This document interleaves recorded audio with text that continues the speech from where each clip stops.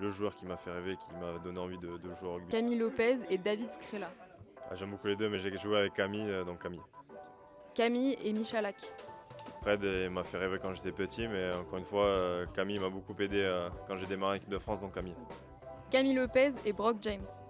Deux styles différents, deux joueurs qui ont marqué l'histoire de Clermont. Et je vais garder Camille parce qu'encore une fois, c'est quelqu'un que j'apprécie beaucoup et qui m'a beaucoup aidé. Entre Camille Lopez et Finn Russell. C'est vrai que Finn est un magicien sur le terrain, il sait tout faire.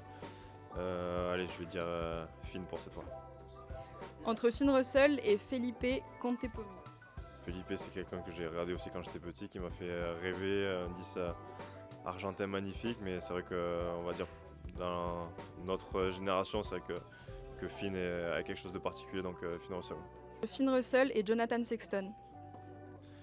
J'ai eu la chance de jouer contre les deux joueurs qui m'ont fait rêver aussi quand j'étais petit, surtout Sexton. Des styles différents, mais on va dire pour la magie, on va dire Finn Russell.